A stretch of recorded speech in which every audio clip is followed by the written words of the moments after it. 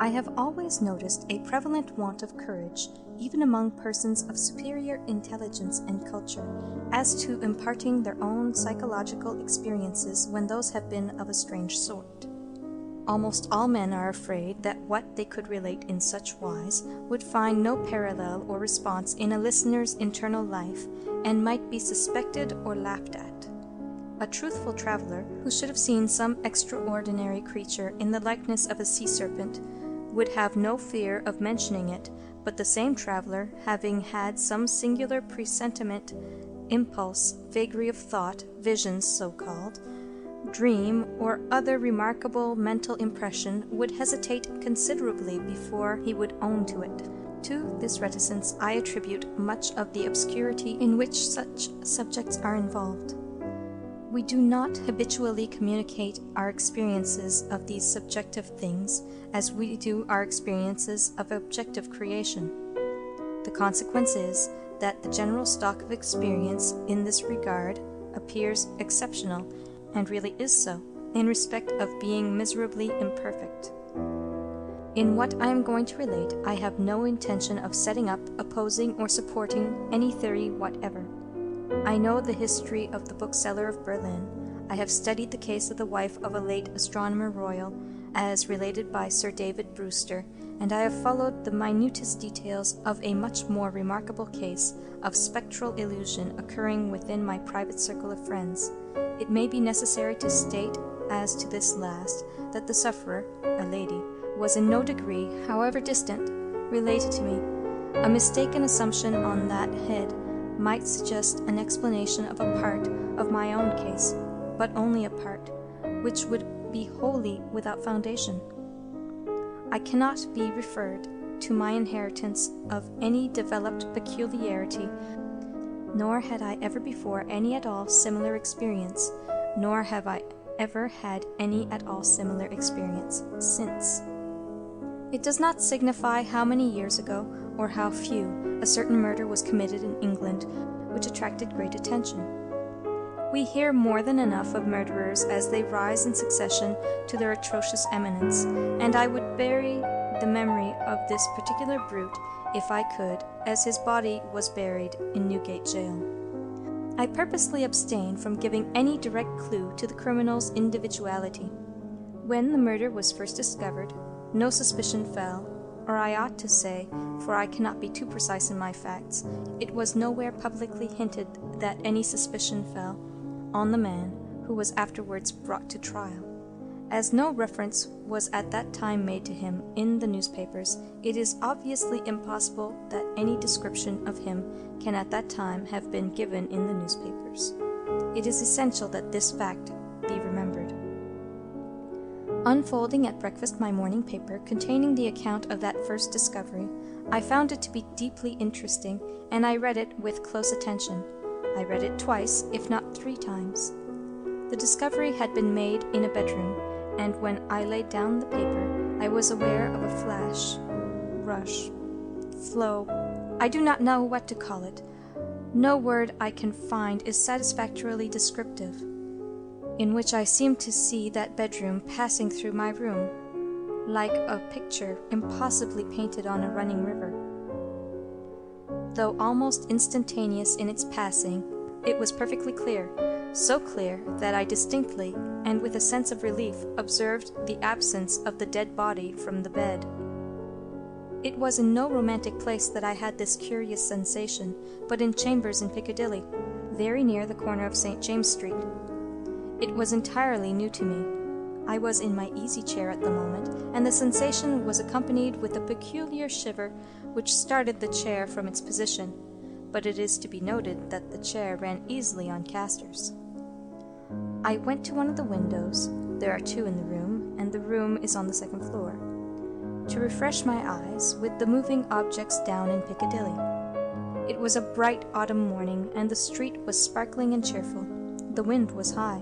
As I looked out, it brought down from the park a quantity of fallen leaves, which a gust took and whirled into a spiral pillar. As the pillar fell and the leaves dispersed, I saw 2 men on the opposite side of the way, going from west to east. They were one behind the other. The foremost man often looked back over his shoulder. The second man followed him at a distance of some 30 paces, with his right hand menacingly raised. First, the singularity and steadiness of this threatening gesture in so public a thoroughfare attracted my attention, and next, the more remarkable circumstance that nobody heeded it. Both men threaded their way among the other passengers with a smoothness hardly consistent even with the action of walking on a pavement, and no single creature, that I could see, gave them place, touched them, or looked after them. In passing before my window, they both stared up at me. I saw their two faces very distinctly, and I knew that I could recognize them anywhere. Not that I had consciously noticed anything very remarkable in either face, except that the man who went first had an unusually lowering appearance, and that the face of the man who followed him was of the color of impure wax. I am a bachelor, and my valet and his wife constitute my whole establishment. My occupation is in a certain branch bank, and I wish that my duties as head of a department were as light as they are popularly supposed to be. They kept me in town that autumn when I stood in need of change. I was not ill, but I was not well. My reader is to make the most that can be reasonably made of my feeling jaded, having a depressing sense upon me of a monotonous life, and being slightly dyspeptic. I am assured by my renowned doctor that my real state of health at that time justifies no stronger description, and I quote his own from his written answer to my request for it.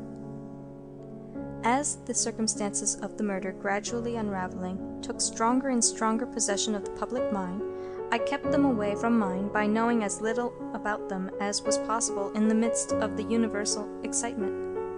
But I knew that a verdict of wilful murder had been found against the suspected murderer, and that he had been committed to Newgate for trial. I also knew that his trial had been postponed over 1 sessions of the Central Criminal Court, on the ground of general prejudice and want of time for the preparation of the defense. I may further have known, but I believe I did not, when, or about when, the sessions to which his trial stood postponed would come on. My sitting room, bedroom, and dressing room are all on one floor. With the last, there is no communication but through the bedroom. True, there is a door in it, once communicating with the staircase, but a part of the fitting of my bath has been, and had been then for some years, fixed across it. At the same period, and as a part of the same arrangement, the door had been nailed up and canvassed over. I was standing in my bedroom late one night, giving some directions to my servant before he went to bed. My face was towards the only available door of communication with the dressing room, and it was closed. My servant's back was towards that door. While I was speaking to him, I saw it open and a man look in, who very earnestly and mysteriously beckoned to me. The man was the man who had gone second from the two along Piccadilly, and whose face was of the color of impure wax. The figure, having beckoned, drew back and closed the door. With no longer pause than was made by my crossing the bedroom, I opened the dressing-room door and looked in. I had a lighted candle already in my hand. I felt no inward expectation of seeing the figure in the dressing-room, and I did not see it there. Conscious that my servant stood amazed, I turned round to him and said, "Derrick, could you believe that in my cool senses I fancied I saw a—" As I there laid my hand upon his breast, with a sudden start he trembled violently and said, "Oh Lord, yes, sir, a dead man beckoning." Now, I do not believe that this John Derrick, my trusty and attached servant for more than 20 years, had any impression whatever of having seen such a figure until I touched him.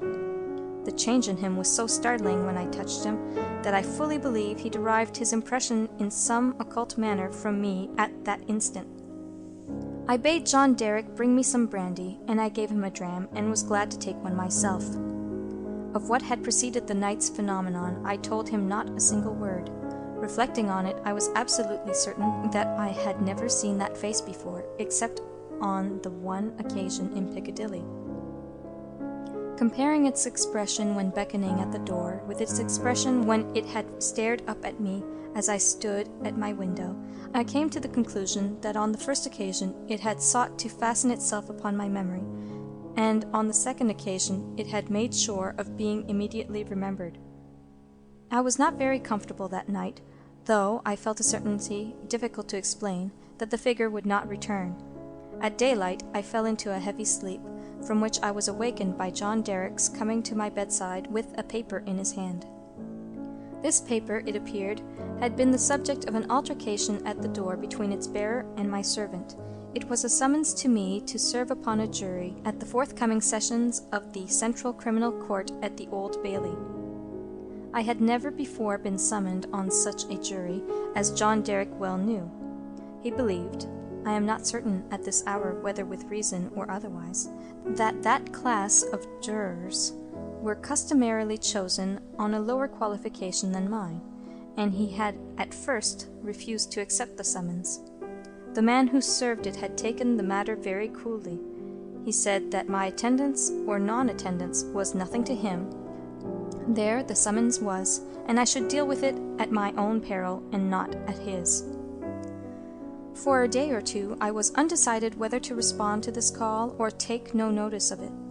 I was not conscious of the slightest mysterious bias, influence, or attention one way or another. Of that I am as strictly sure as of every other statement that I make here. Ultimately I decided, as a break in the monotony of my life, that I would go. The appointed morning was a raw morning in the month of November. There was a dense brown fog in Piccadilly, and it became positively black, and in the last degree oppressive, east of Temple Bar. I found the passages and staircases of the courthouse flaringly lighted with gas, and the court itself similarly illuminated.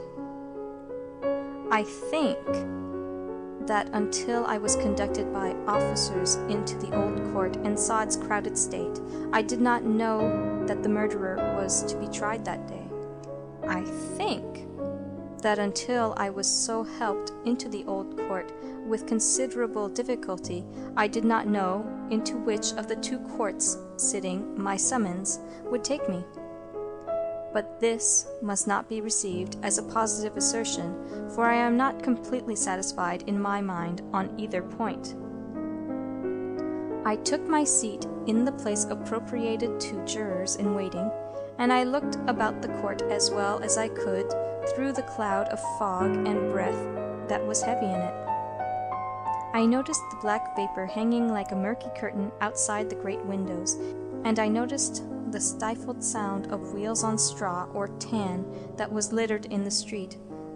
Also, the hum of the people gathered there, which a shrill whistle or a louder song or hail than the rest occasionally pierced. Soon afterwards, the judges, 2 in number, entered and took their seats.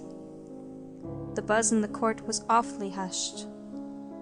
The direction was given to put the murderer to the bar. He appeared there, and in that same instant I recognized in him the first of the 2 men who had gone down Piccadilly.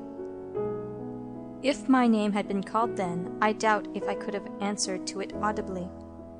But it was called about 6th or 8th in the panel, and I was by that time able to say, "Here." Now observe, as I stepped into the box, the prisoner, who had been looking on attentively, but with no sign of concern, became violently agitated and beckoned to his attorney. The prisoner's wish to challenge me was so manifest that it occasioned a pause, during which the attorney, with his hand upon the dock, whispered with his client and shook his head. I afterwards had it from that gentleman that the prisoner's first affrighted words to him were, "At all hazards, challenge that man!" But that as he could give no reason for it, and admitted that he had not even known my name until he heard it called and I appeared, it was not done.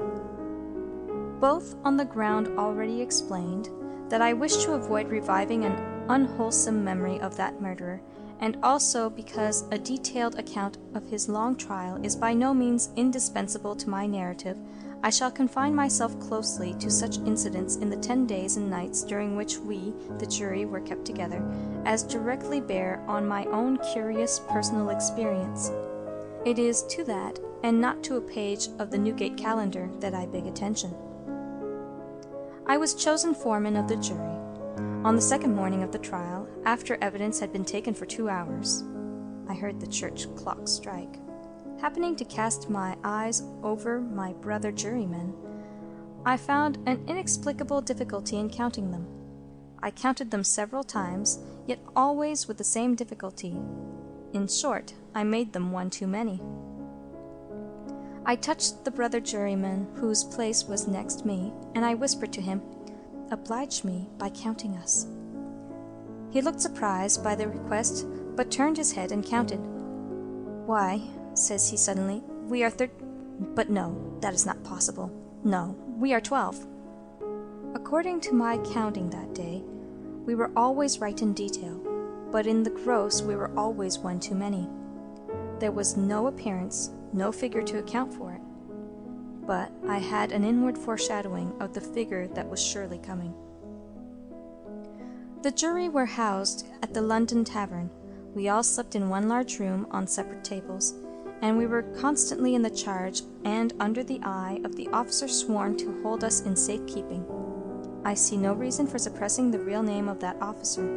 He was intelligent, highly polite and obliging, and, I was glad to hear, much respected in the city. He had an agreeable presence, good eyes, enviable black whiskers, and a fine sonorous voice. His name was Mr. Harker.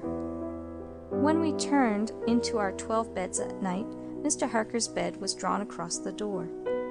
On the night of the second day, not being disposed to lie down, and seeing Mr. Harker sitting on his bed, I went and sat beside him and offered him a pinch of snuff.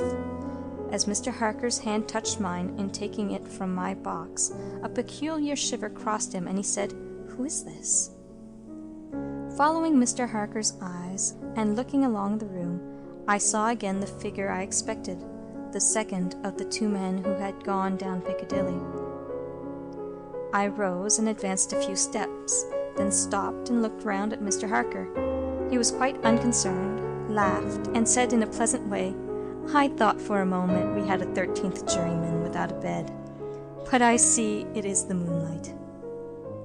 Making no revelation to Mr. Harker, but inviting him to take a walk with me to the end of the room, I watched what the figure did. It stood for a few moments by the bedside of each of my 11 brother jurymen, close to the pillow. It always went to the right-hand side of the bed, and always passed out, crossing the foot of the next bed.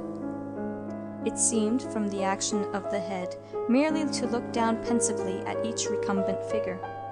It took no notice of me or of my bed, which was the nearest to Mr. Harker's. It seemed to go out where the moonlight came in, through a high window, as by an aerial flight of stairs. Next morning, at breakfast, it appeared that everybody present had dreamed of the murdered man last night, except myself and Mr. Harker. I now felt as convinced that the second man who had gone down Piccadilly was the murdered man, so to speak, as if it had been borne into my comprehension by his immediate testimony. But even this took place, and in a manner for which I was not at all prepared. On the 5th day of the trial, when the case for the prosecution was drawing to a close, a miniature of the murdered man, missing from his bedroom upon the discovery of the deed, and afterwards found in a hiding place where the murderer had been seen digging, was put in evidence. Having been identified by the witness under examination, it was handed up to the bench, and thence handed down to be inspected by the jury.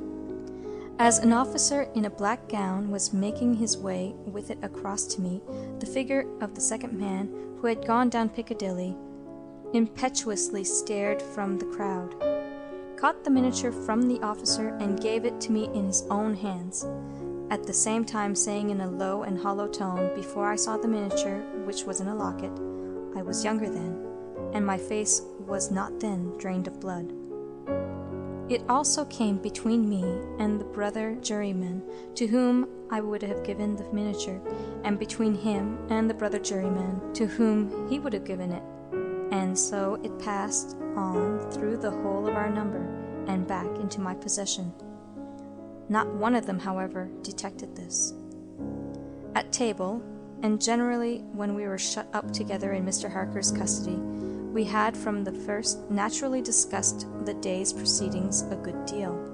On that 5th day, the case for the prosecution being closed, and we having that side of the question in a completed shape before us, our discussion was more animated and serious. Among our number was a vestryman, the densest idiot I've ever seen at large, who met the plainest evidence with the most preposterous objections, and who was sided with by 2 flabby parochial parasites, all 3 impaneled from a district so delivered over to fever that they ought to have been upon their own trial for 500 murders.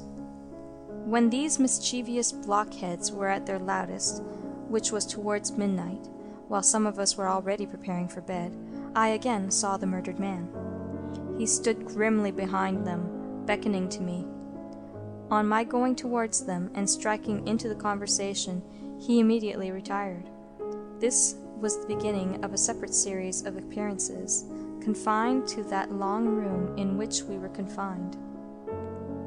Whenever a knot of my brother jurymen laid their heads together, I saw the head of the murdered man among theirs.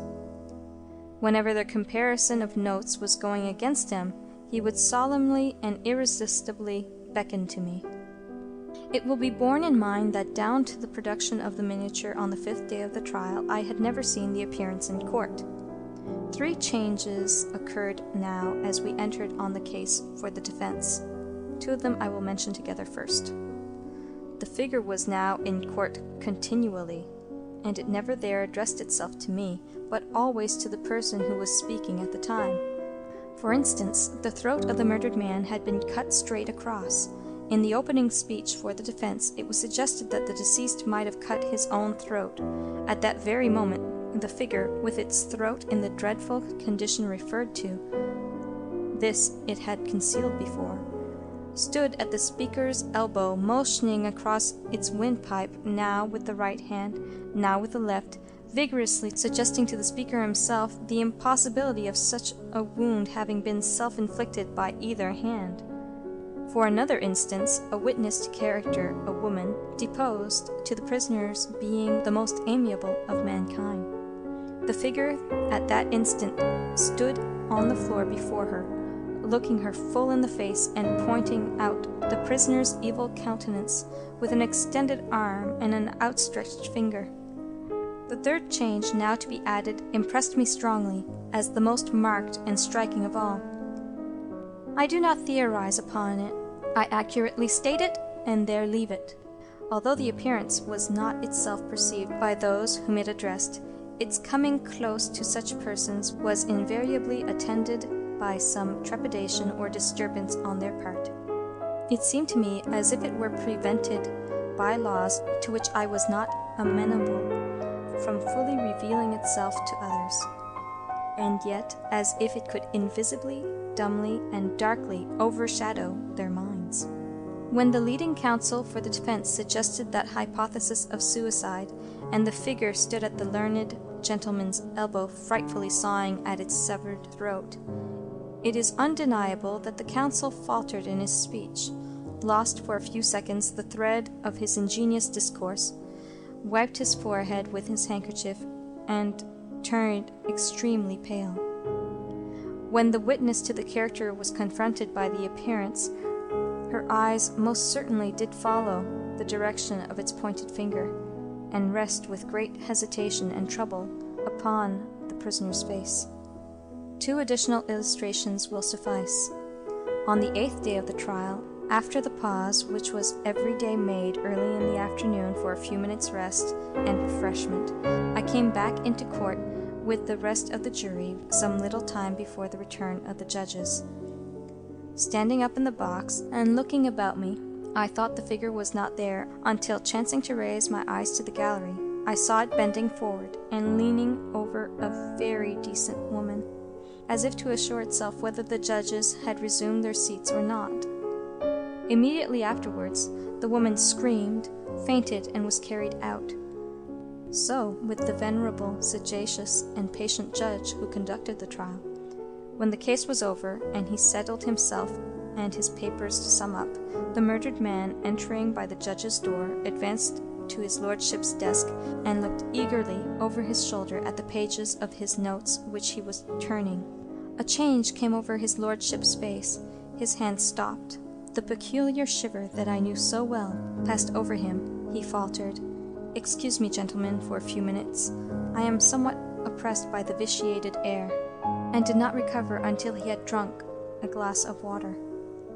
Through all the monotony of 6 of those interminable 10 days, the same judges and others on the bench, the same murderer in the dock, the same lawyers at the table, the same tones of questions and answers rising to the roof of the court, the same scratching of the judge's pen, the same ushers going in and out, the same lights kindled at the same hour when there had been any natural light of day, the same foggy curtain outside the great windows when it was foggy, the same rain pattering and dripping when it was rainy, the same footmarks of turnkeys and prisoners day after day on the same sawdust, the same keys locking and unlocking the same heavy doors. Through all the wearisome monotony, which made me feel as if I had been foreman of the jury for a vast period of time, and Piccadilly had flourished coevally with Babylon, the murdered man never lost one trace of his distinctness in my eyes. Nor was he at any moment less distinct than anybody else. I must not admit, as a matter of fact, that I never once saw the appearance, which I call by the name of the murdered man, look at the murderer. Again and again I wondered, why does he not? But he never did. Nor did he look at me after the production of the miniature until the last closing minutes of the trial arrived. We retired to consider at 7 minutes before 10 at night. The idiomatic vestryman and his 2 parochial parasites gave us so much trouble that we twice returned into court to beg to have certain extracts from the judge's notes reread. 9 of us had not the smallest doubt about those passages. Neither, I believe, had any one in the court. The dunder-headed triumvirate, having no idea but obstruction, disputed them for that very reason. At length we prevailed, and finally the jury returned into court at 10 minutes past 12. The murdered man at that time stood directly opposite the jury box, on the other side of the court. As I took my place, his eyes rested on me with great attention. He seemed satisfied, and slowly shook a great grey veil, which he carried on his arm for the first time, over his head and whole form. As I gave in our verdict, guilty, the veil collapsed, all was gone, and his place was empty. The murderer, being asked by the judge, according to usage, whether he had anything to say before sentence of death should be passed upon him, indistinctly muttered something which was described in the leading newspapers the following day as a few rambling, incoherent, and half-audible words, in which he was understood to complain that he had not had a fair trial because the foreman of the jury was prepossessed against him. The remarkable declaration that he really made was this: "My lord, I knew I was a doomed man when the foreman of my jury came into the box. My lord, I knew he would never let me off, because before I was taken, he somehow got to my bedside in the night, woke me, and put a rope round my neck."